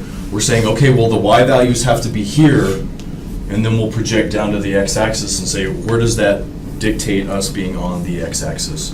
If I know I have to be epsilon units away from this Y value.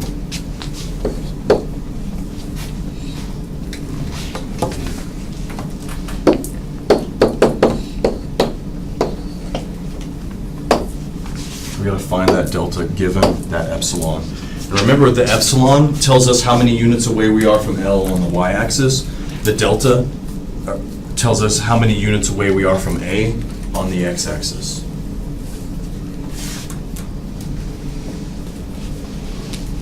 So suppose, let's look at this example then. Notice how this example, that we have a graph, but we also have this limit statement. So the limit as x approaches 2 on g of x is equal to 3. What is A and what is L according to that limit statement? The limit as x approaches 2 on g of x equals 3. What's A? 2, the value x approaches, and L is 3, the limit of the function. So let's just mark these two things. That's my A. That's my L. Okay, so we've got that from the limit statement. Then it says for each value of epsilon, so we're given a value of epsilon, find the corresponding value of delta.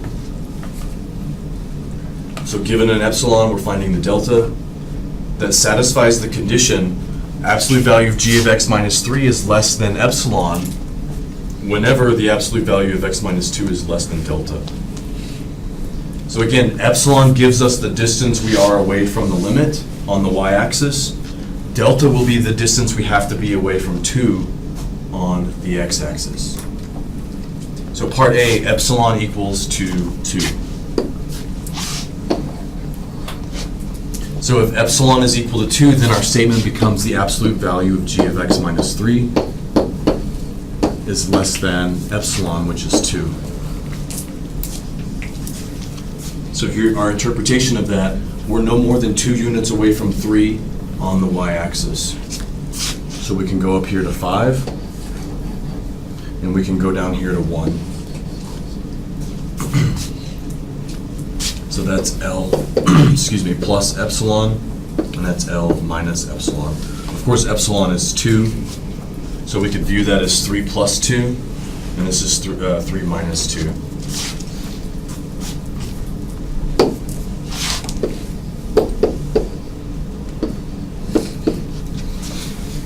So that puts us at 5, that puts us at 1. Is everybody okay with that? And then all we do is, like I said, it's like we're reverse engineering. From those y values, we determine what x value gave us 1, what x value gave us 5. So we project over to the function, which is going to tell us that that came from an x value here, which is what, 6? That came from an x value of 6. And the lower window at 1, we project over to the function and down to the x-axis, which is an x value of 1.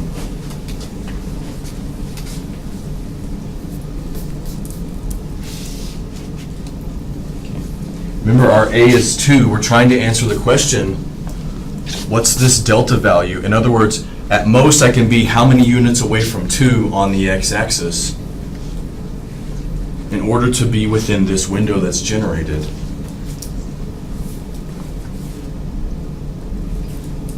So here's 2. How many units away from 2 can I be at most to still be within this window? 1, do y'all agree? What about 6? Would 6 work?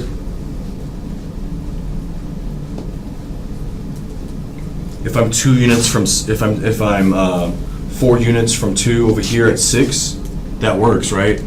So from 2, I go over 4 units, I'm still right here. But what happens in the other direction if I go over 4 units? Now I'm somewhere over here. Can I be over here? No, because that's outside of this threshold, coming from this y value. I can't be over there. So delta can't be this large distance, because if I'm this many units away from 2 in this direction, I have to be that many units from 2 in that direction. So what does our delta have to be? 1. At most, we can be 1 unit away from 2, right? Because if I go 1 unit in this direction, I'm still within my window. And if I go 1 unit in this direction, I'm still within my window. So here, what we're after is delta has to be 1. I can be at most 1 unit away from 2 on the x-axis if I want to be 2 units away from 3 on the y-axis.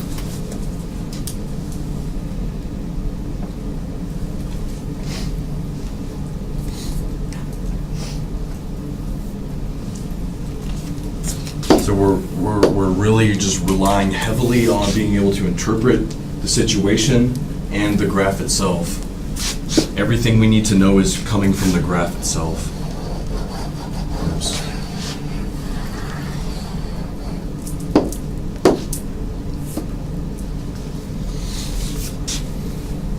Okay. The next problem, part B, it says now epsilon is 1, meaning the absolute value of g of x minus 3 is now less than 1. I'm at most 1 unit from 3 on the y-axis. So I'm either at most up at 4 or down here at 2.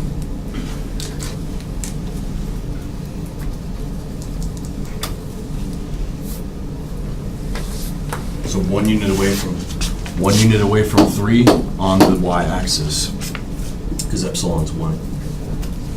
But we do the same thing, project over to the function, down to the x-axis from 2. from 4 over to the function down to the x-axis.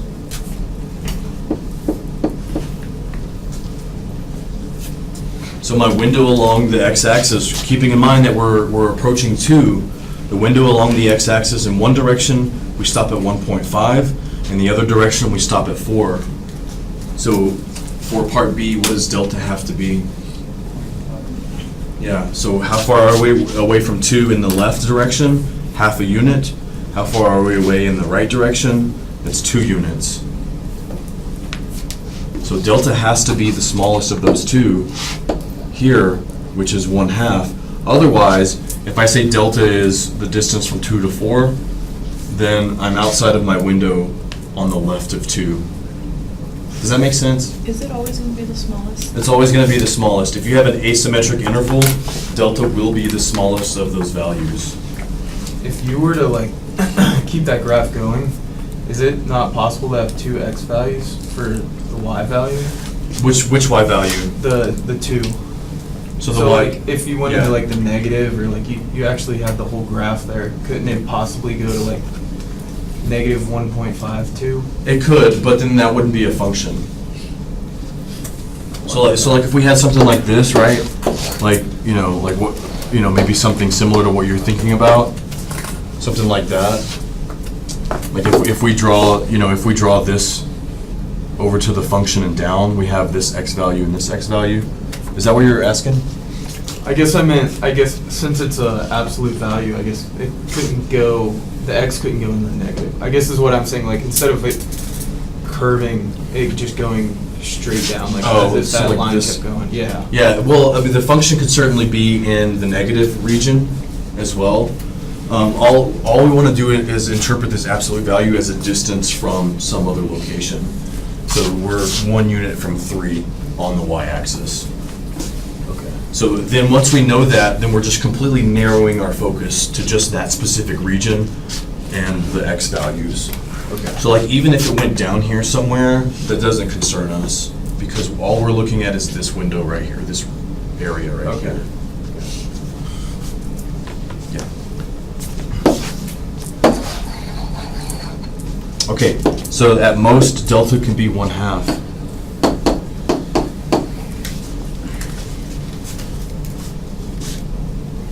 It has to be the smallest because if it's not the smallest, in whatever other direction, you're going to go past the threshold of where we need to be.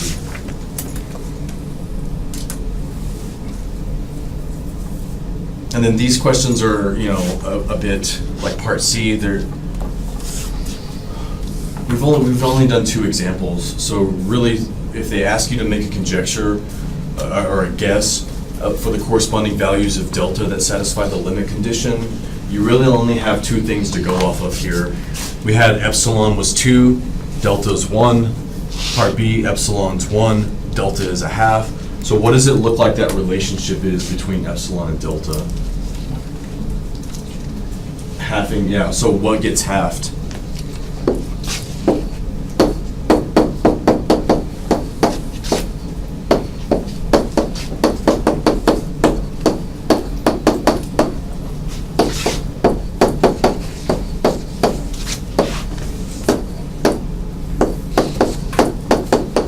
Find a relationship between epsilon and delta is what it's asking.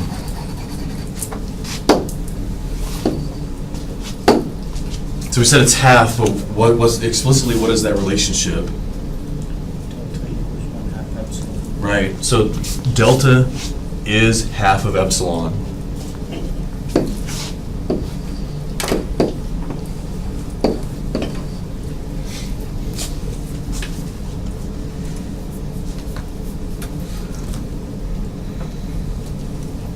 Probably not always true on that function, but based on our results, that's the best we can do.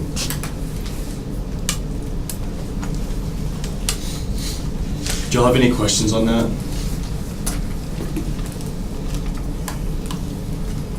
So you really got to understand, if I'm given an epsilon, what does that actually mean? Epsilon is always the distance from the limit on the y-axis.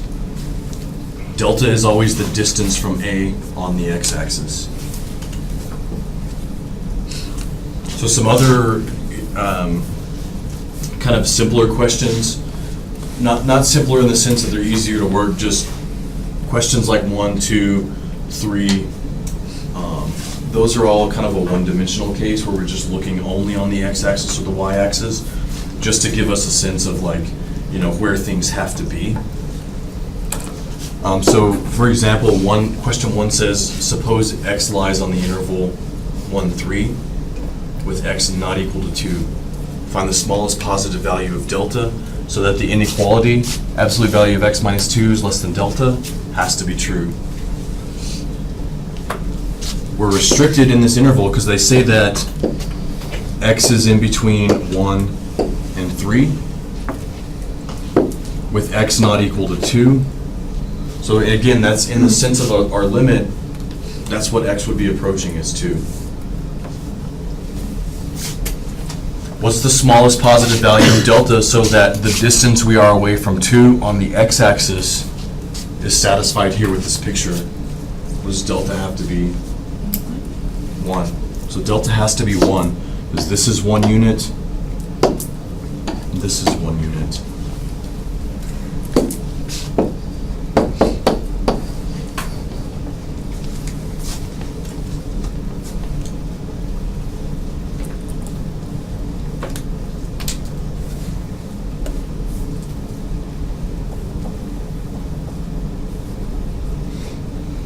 Same idea with question 2.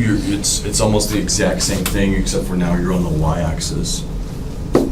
So question 2 says, suppose y is up in the interval from 2 to 6. What's the smallest value of epsilon such that the distance from 4 on the y-axis is no more than epsilon? So what would epsilon need to be here? Right, 2. So I can only go up 2 units this direction and 2 units in this direction.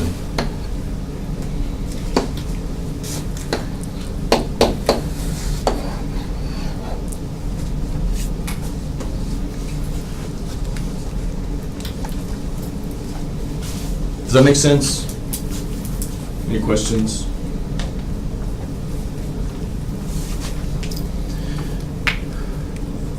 Question 3 just asks which of the intervals is not symmetric about x equal to 5.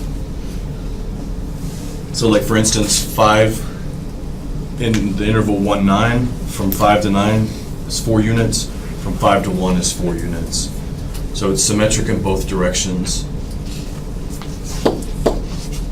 From 5 to 6 is 1, from 5 to 4 is 1, so that's also symmetric. From 5 to 8 is 3. From 5 to 3 is 2.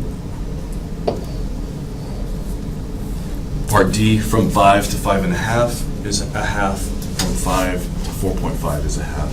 So that one's also symmetric.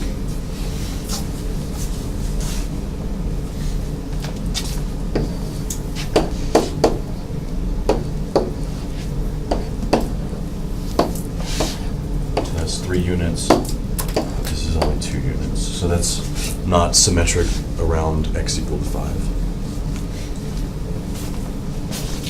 And we did see an example. Those things can happen. That graphical example we just looked at, both times that occurred. If that were the case, we would say, well, the max distance delta I can be is 2.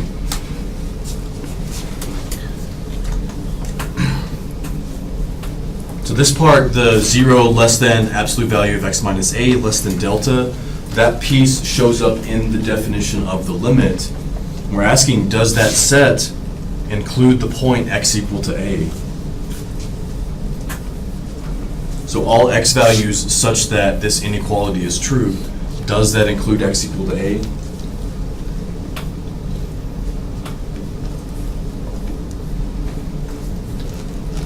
So think back, does our limit include x equal to a, or does it just approach a? It doesn't care about a itself. How do we know that this set doesn't include a, just like our limit doesn't include a as we approach a?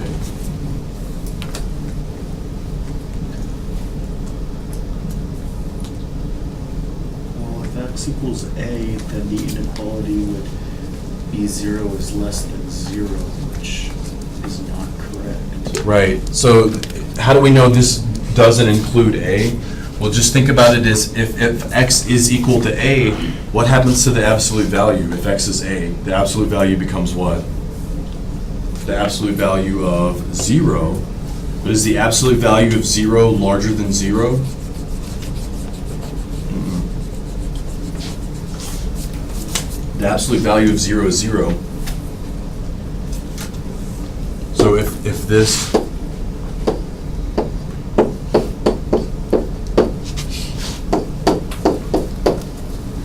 if x were to equal A, we would have to have 0 is less than or equal to the absolute value.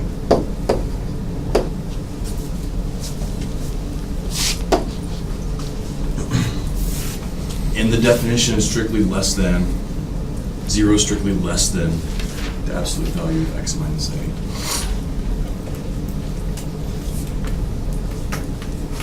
Does that make sense? Because then this thing becomes, that's a true statement now, but we have to include, the definition doesn't include.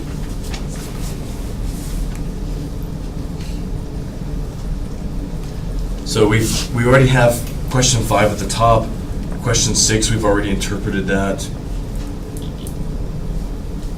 Question 7 is very similar to what we've been doing with these intervals.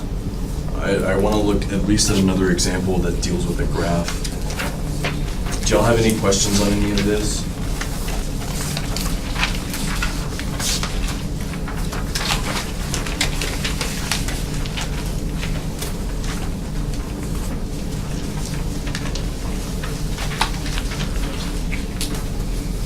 I'm just trying to see which function would be. No, it's fine. So let's just look at number 12.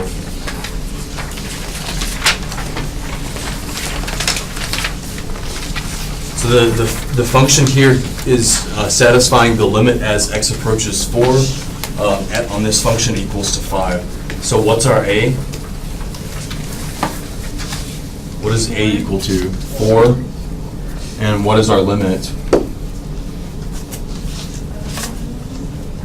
5, yeah, because the limit as x approaches a on f of x equals L, which is 5.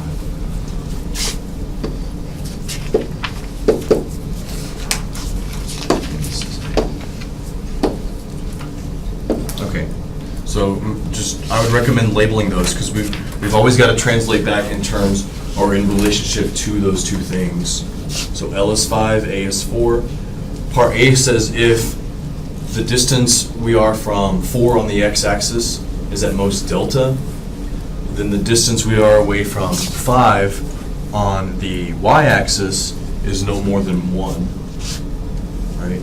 So this time it's, instead of saying, given a specific epsilon, they've just written out what the epsilon is in that statement, as opposed to us having to put it in example 3.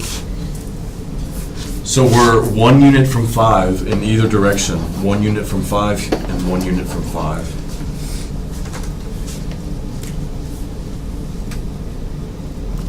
From the epsilon.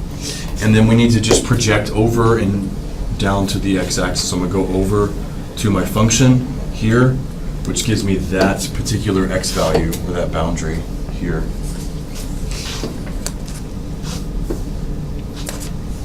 And that's an x value of 7. Same thing with the lower window, over to the function, and down to the x-axis. Is everyone okay with what we're doing? From there, to determine delta, you need to go find your A and say, okay, from A, how many units to the one boundary? So from 4 to 7. From 4 to 7, that's 3 units.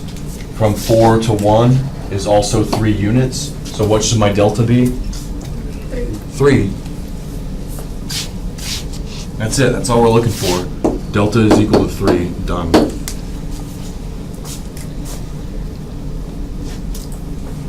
sorry, could you go through that again? The whole thing? Kind of. Yeah, so our statement on the y-axis, 1 unit away from 5, that's our epsilon is 1. So from my limit, I'm at most 1 unit away. So I go up 1 and down 1. That gives me this threshold. Project over to the function to see what threshold we have on. Touching the function. Yeah, we have to, because that function value determined by the blue lines came from an x value. Okay. And so we have to determine where it came from, according to the function. And then that'll always give us a window on the x-axis.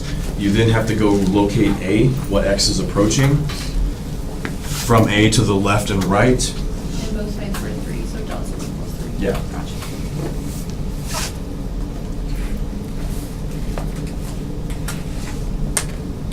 The only change we've made in part B is now they're giving us an epsilon is 1/2. So then we say, okay, well, now I'm at most 1/2 units away from 5 on the y-axis.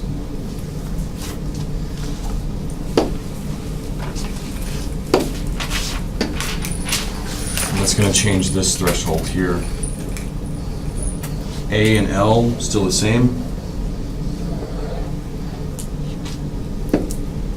But now we're 1/2 unit, so we're, at 5.5 and at 4.5. Just do your best if there's no tick marks. So we're just gonna do our best here. We'll go over here, down to this x value. We're gonna go here to that, project down to the x-axis. At 6, this is 1.5. So on this test, like, if you drew it and you went all the way to 2 for the 0.5, just because you were guessing, it's like barely a little bit more. Yeah. Mark us down for that? No, I'll make sure the graph is clear. Okay. So go back to A. Distance from A to this boundary is 2.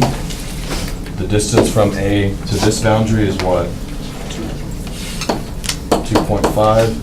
What does delta have to be? 2.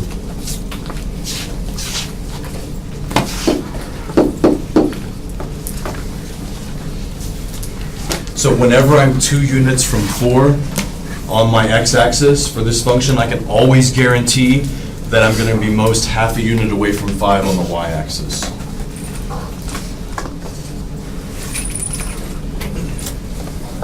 Do y'all have any questions on this?